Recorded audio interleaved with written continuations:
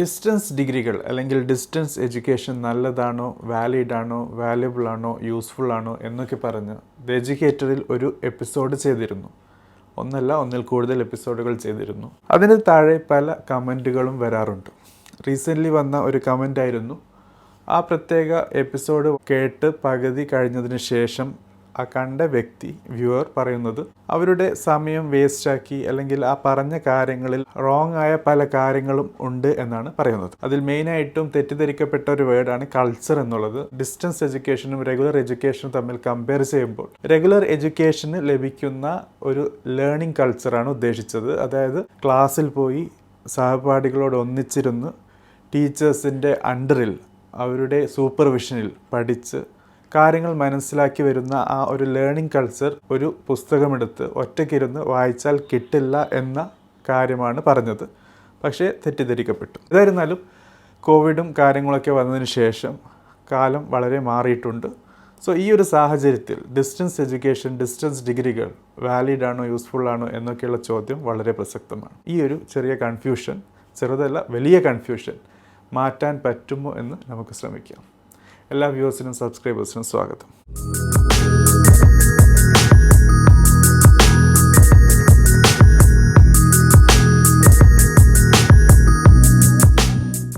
So friends, ഇൻട്രൊഡക്ഷനിൽ പറഞ്ഞതുപോലെ distance എഡ്യൂക്കേഷനുമായി ബന്ധപ്പെട്ട് പല കൂട്ടുകാർക്കും പല രീതിയിലുള്ള ഡൗട്ട്സ് ഉണ്ടാകാറുണ്ട്. ക്ലാരിഫിക്കേഷൻസ് അവർ ആഗ്രഹിക്കാറുണ്ട്. ഈ കാര്യങ്ങളൊക്കെ മനസ്സിലാക്കുമ്പോൾ രണ്ട് മെയിൻ ക്വസ്റ്റ്യങ്ങളാണ് വരാറ്. അത് ഏത് കോഴ്സായാലും, BCom ആയാലും BA ആയാലും ബാച്ചിലേഴ്സ് അല്ലെങ്കിൽ മാസ്റ്റേഴ്സ് കോഴ്സായാലും എല്ലാവർക്കും വരുന്ന രണ്ട് ചോദ്യമാണ്. അതിനെ നമുക്ക് ബ്രോഡായിട്ട് കാറ്റഗറൈസ് ചെയ്യുകയാണെങ്കിൽ, ഒന്ന്, നിങ്ങൾ ചെയ്യുന്ന ഡിഗ്രി വാലിഡ് ആണോ എന്നുള്ളത്.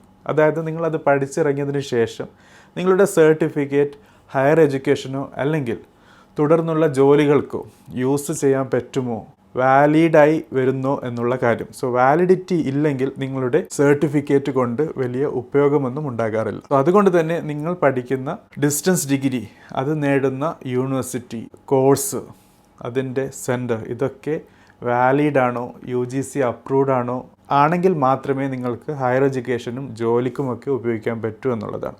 സോ രണ്ടാമത്തെ ക്വസ്റ്റ്യൻ ഇതിൻ്റെ റിലേറ്റഡ് ആണ്. അതായത് നിങ്ങളുടെ സർട്ടിഫിക്കറ്റ് വാലിഡ് ആണെങ്കിൽ അത് യൂസ്ഫുൾ ആണോ, അതായത് ആ സർട്ടിഫിക്കറ്റ് ഉപയോഗിച്ച് അതോടൊപ്പം അതിൽ നിന്നും ആ പ്രോഗ്രാമിൽ നിന്ന് നേടിയ എഡ്യൂക്കേഷൻ, നോളജ് ഉപയോഗിച്ച് നിങ്ങളുടെ ജോലി അല്ലെങ്കിൽ കരിയറിൽ പോസിറ്റീവായ കാര്യങ്ങൾ നേടാൻ പറ്റുമോ. ഒബ്വിയസ്ലി പോസിറ്റീവ് എന്ന് പറയുമ്പോൾ അത് വെച്ച് നിങ്ങൾക്ക് സ്വന്തമായി ഏണിംഗ് ഉണ്ടാക്കാനുള്ള, കാശുണ്ടാക്കാനുള്ള അല്ലെങ്കിൽ ജീവിത നിലവാരം ഉയർത്താനുള്ള സാഹചര്യമുണ്ടോ എന്ന കാര്യം അന്വേഷിക്കലാണ്. സോ ഈ രണ്ട് കാര്യങ്ങൾ തീർച്ചയായും നിങ്ങൾ ചോദിക്കണം. ഒന്ന്, നിങ്ങളുടെ സർട്ടിഫിക്കറ്റ് വാലിഡ് ആണോ, രണ്ടാമത് നിങ്ങൾ നേടിയ സർട്ടിഫിക്കറ്റ്, നോളജും എഡ്യൂക്കേഷനും ഒക്കെ യൂസ്ഫുൾ ആണോ എന്നുള്ളത്. അത് പ്രത്യേകിച്ച് പറയാനുള്ളത് ഡിസ്റ്റൻസ് എഡ്യൂക്കേഷനെ കുറിച്ചാണ്. കാരണം നമുക്കറിയാവുന്നതുപോലെ ഈ ഒരു കോഴ്സിലേക്ക് നിങ്ങൾക്ക് ഫീസ് അടച്ചതിന് ശേഷം പിന്നെ എക്സാമിനും ചിലപ്പോൾ അസൈൻമെൻറ്റ്സിനും മാത്രമേ പോകാറുള്ളൂ. പല ഏജൻസികളും ഇതും ഒഴിവാക്കാറുണ്ട്. നിങ്ങൾക്ക് സർട്ടിഫിക്കറ്റ് ഡയറക്റ്റ്ലി തരുന്ന വളരെ തെറ്റായ സമ്പ്രദായങ്ങളും കാണാറുണ്ട്. ഈ പ്രശ്നങ്ങളൊക്കെ ഉള്ളത് കൊണ്ടാണ് ഡിസ്റ്റൻസ് എഡ്യൂക്കേഷൻ എടുത്തു പറയുന്നത്. എപ്പോഴും റെഗുലറായി യൂണിവേഴ്സിറ്റി അണ്ടറിൽ രജിസ്ട്രേഷൻ, പ്രൈവറ്റ് രജിസ്ട്രേഷൻ അല്ല, റെഗുലർ രജിസ്ട്രേഷൻ നല്ലതാണ്. പ്രൈവറ്റ് രജിസ്ട്രേഷൻ്റെ പ്രശ്നം അതുമായി ബന്ധപ്പെട്ട എപ്പിസോഡിൽ ചെയ്തിരുന്നു. നേരത്തെയൊക്കെ നമ്പർ ഓഫ് യൂണിവേഴ്സിറ്റികൾ ലിമിറ്റഡ് ആയിരുന്നു, കോളേജുകൾ ലിമിറ്റഡ് ആയിരുന്നു. ആ ഒരു സമയത്ത് എല്ലാ കുട്ടികൾക്കും രജിസ്ട്രേഷൻ ലഭിക്കാത്ത അവസ്ഥയിൽ പ്രൈവറ്റ് രജിസ്ട്രേഷൻ എന്ന കാര്യവുമായി കൂടുതൽ ആൾക്കാരുകൾ എഡ്യൂക്കേഷനുമൊക്കെ പ്ലാൻ ചെയ്യാറുണ്ട്. ആ രീതിയിൽ പഠിച്ച കൂട്ടുകാരുണ്ട്, ജോലി ചെയ്യുന്ന കൂട്ടുകാരുണ്ട്, നല്ല ജോലി ലഭിച്ച കൂട്ടുകാരുമുണ്ട്. സോ പ്രൈവറ്റ് രജിസ്ട്രേഷനെ തള്ളിക്കളയുകയല്ല, മറിച്ച് ഒരു പ്രയോറിറ്റി നിങ്ങൾക്ക് നൽകാൻ പറ്റുകയാണെങ്കിൽ ആദ്യം റെഗുലർ രജിസ്ട്രേഷനും അതിനുശേഷം ഡിസ്റ്റൻസ് പ്രൈവറ്റ് രജിസ്ട്രേഷനുമൊക്കെ പ്രാധാന്യം കൊടുക്കുക എന്നുള്ളതാണ്. എന്നിരുന്നാലും ഡിസ്റ്റൻസ് എഡ്യൂക്കേഷൻ വളരെ കൂടുതൽ പ്രാധാന്യമർഹിക്കുന്ന, ഒഴിച്ചുകൂടാൻ പറ്റാത്ത, നല്ല വാല്യൂ നിങ്ങൾക്ക് നൽകുന്ന സാഹചര്യങ്ങളും ഉണ്ടാകാറുണ്ട്. സോ ഏതൊക്കെയാണ് ആ സാഹചര്യങ്ങൾ, ആ ഗുഡ് സെനാരിയോസ് ഏതൊക്കെയാണ്, അതോടൊപ്പം ബാഡ് സെനാരിയോസ്, ഏതൊക്കെ അവസ്ഥയിലാണ് ഡിസ്റ്റൻസ് എഡ്യൂക്കേഷൻ അല്ലെങ്കിൽ ഡിസ്റ്റൻസ് ഡിഗ്രികൾ നല്ലതല്ലാത്തത് എന്ന് മനസ്സിലാക്കുകയുമാണ് ഇന്നത്തെ ദ എഡ്യൂക്കേറ്റർ എപ്പിസോഡിൻ്റെ ലക്ഷ്യം. സോ ആദ്യമായിട്ട് തന്നെ നമുക്ക് പറയാനുള്ളത്, ഡിസ്റ്റൻസ് എഡ്യൂക്കേഷൻ ഒരു നല്ല ഇൻവെസ്റ്റ്മെൻറ്റ്, നിങ്ങളുടെ എഫേർട്ടും കാശും കാര്യങ്ങളൊക്കെ ആയിട്ട് നോക്കുകയാണെങ്കിൽ ആദ്യത്തേത് obviously if you have A job, നിങ്ങളുടെ കയ്യിൽ ഒരു ജോബുണ്ട്, നിങ്ങൾ ഒരു ജോബ് ചെയ്യുന്നു, ആ ഒരു സാഹചര്യത്തിൽ നിങ്ങൾക്ക് ആ ജോലി വിട്ടു പോകാൻ സാഹചര്യമില്ല, താല്പര്യമില്ല, മനസ്സില്ല എങ്കിൽ നിങ്ങൾക്ക് തീർച്ചയായിട്ടും നിങ്ങളുടെ എഡ്യൂക്കേഷനും മുൻപോട്ട് കൊണ്ടുപോകാൻ ആഗ്രഹിക്കുന്നെങ്കിൽ തീർച്ചയായിട്ടും ഡിസ്റ്റൻസ് എഡ്യൂക്കേഷൻ നല്ലൊരു മാർഗ്ഗമാണ്. കാരണം നിങ്ങൾക്ക് റെഗുലറായിട്ട് ക്ലാസ്സിൽ പോകേണ്ട ആവശ്യമില്ല. എക്സാംസിനും ഈവൻ അസൈൻമെൻറ്റ്സിനോ പ്രൊജക്ട്സിനോ മാത്രം സബ്മിഷനുമായി ബന്ധപ്പെട്ട് മുന്നോട്ട് പോയാൽ മതി. So distance education is A very good idea in that case. പക്ഷേ ഒരു ബാഡ് ഐഡിയ വരുന്നത് ഇതിൻ്റെ തന്നെ ഓപ്പോസിറ്റ് സൈഡാണ്. നിങ്ങളുടെ കയ്യിൽ ജോബില്ല, നിങ്ങൾക്കാണെങ്കിൽ ജോലി ലഭിക്കുമെന്ന പ്രതീക്ഷയുമില്ല എങ്കിൽ നിങ്ങൾ വെറുതെ ഒരു സമയം തള്ളിക്കളയുന്ന അവസ്ഥയിൽ ഡിസ്റ്റൻസ് എഡ്യൂക്കേഷൻ എന്നുള്ളത് ബുദ്ധിമുട്ടാണ്. നല്ലൊരു വാല്യൂ ലഭിക്കാൻ സാഹചര്യമില്ല. അതല്ല, നിങ്ങൾ ആക്റ്റീവായി ജോബ് ഹണ്ടിങ്ങിനൊക്കെ പോകുകയാണ്, ജോലി കിട്ടുമെന്ന പ്രതീക്ഷയുണ്ട് എങ്കിൽ നിങ്ങൾക്ക് ഡിസ്റ്റൻസ് എഡ്യൂക്കേഷൻ കൺസിഡർ ചെയ്യുന്നതിൽ തെറ്റില്ല. പക്ഷേ അല്ലാത്തത്, ജോബ് നിങ്ങൾക്ക് കൺസിഡർ ചെയ്യാത്ത അവസ്ഥയാണ് എങ്കിൽ തീർച്ചയായിട്ടും നിങ്ങൾ ഡിസ്റ്റൻസ് എഡ്യൂക്കേഷൻ ഒഴിവാക്കുന്നതാണ് നല്ലത്. രണ്ടാമത്തത്, നിങ്ങളുടെ ഫാമിലി അല്ലെങ്കിൽ ഫിനാൻഷ്യൽ കമ്മിറ്റ്മെൻറ്റ് ഉണ്ട്. ഫാമിലിയിൽ നിന്ന് നിങ്ങളുടെ സപ്പോർട്ട് ആവശ്യമാണ്, നിങ്ങൾക്ക് ഫിനാൻഷ്യലി സപ്പോർട്ട് ആവശ്യമാണ്. ആ ഒരു സാഹചര്യത്തിൽ റെഗുലർ എഡ്യൂക്കേഷനിൽ പോകാൻ സാഹചര്യമില്ലെങ്കിൽ തീർച്ചയായിട്ടും നിങ്ങൾക്ക് ഡിസ്റ്റൻസ് എഡ്യൂക്കേഷനെ കൺസിഡർ ചെയ്യാവുന്നതാണ്. നിങ്ങളുടെ എഡ്യൂക്കേഷൻ മുൻപോട്ടും പോകും, അതോടൊപ്പം നിങ്ങളുടെ ഫാമിലിക്ക് ഒരു ബേർഡനുമാകില്ല. ഫിനാൻഷ്യലി ഒരു റെഗുലർ എഡ്യൂക്കേഷൻ ആവശ്യമായ കാശൊന്നും ഇതിൽ വരുന്നും ഇല്ല എന്നുള്ളതാണ്. സോ എവിടെയാണ് ബാഡായിട്ട് വരുന്നത്, അതായത് ഇതേ സാഹചര്യം ഏത് ഡിസ്റ്റൻസ് എഡ്യൂക്കേഷൻ കൺസിഡർ ചെയ്തുകൂടാത്ത അവസ്ഥ എന്നുള്ളത്, നിങ്ങൾക്ക് ഒരു രീതിയിലുള്ള കമ്മിറ്റ്മെൻറ്റും ഇല്ല. അതായത് ഫാമിലിയിൽ നിന്ന് സപ്പോർട്ടുണ്ട്, ഫിനാൻഷ്യൽ സപ്പോർട്ടുണ്ട്, മോറൽ സപ്പോർട്ടുണ്ട്, അവർക്ക് നിങ്ങൾക്ക് വേണ്ടി ചിലവഴിക്കാൻ കാശുമുണ്ട് എങ്കിൽ you should consider regular education. ഈ അവസ്ഥയിൽ നിങ്ങൾ ഡിസ്റ്റൻസ് എഡ്യൂക്കേഷൻ നോക്കുകയാണെങ്കിൽ that is A bad idea. മൂന്നാമത്തെ കാര്യമാണ് അഡീഷണൽ ഡിഗ്രികൾ. അതായത് നിങ്ങളൊരു ഡിഗ്രി ചെയ്യുന്നുണ്ട്, ഒരു UG ചെയ്യുന്നുണ്ട്, ഒരു PG ചെയ്യുന്നുണ്ട്, ഒരു ഡിപ്ലോമ ചെയ്യുന്നുണ്ട്, അങ്ങനെയൊക്കെയാണ്. കൂടാതെ അഡീഷണൽ ആയിട്ടൊരു ഡിഗ്രി ചെയ്യാൻ ആഗ്രഹിക്കുന്ന അവസ്ഥയിൽ ഒബ്വിയസ്ലി 2 കോഴ്സുകൾ റെഗുലറായിട്ട് ചെയ്യാൻ പറ്റില്ല. അപ്പോൾ നിങ്ങൾക്ക് ഡിസ്റ്റൻസ് എഡ്യൂക്കേഷൻ എന്നുള്ളത് വളരെ നല്ല ഒരു ഓപ്ഷനാണ്. പക്ഷേ നിങ്ങൾ ആ രീതിയിലൊരു അഡീഷണൽ ഡിഗ്രി ഒന്നും ചെയ്യുന്നില്ല, നിങ്ങൾ ആകെ ചെയ്യുന്നത് ഒരു ഡിഗ്രിയാണ്, അതും ഡിസ്റ്റൻസിലാണ്, വേറെ ജോബില്ല, ഫിനാൻഷ്യൽ കമ്മിറ്റ്മെൻ്റ് ഇല്ല, ഫാമിലി കമ്മിറ്റ്മെൻ്റ് ഇല്ല. ഈ ഒരു അവസ്ഥയിൽ തീർച്ചയായിട്ടും നല്ലത് നിങ്ങൾക്ക് റെഗുലർ എഡ്യൂക്കേഷനാണ്. Distance education is a poor choice.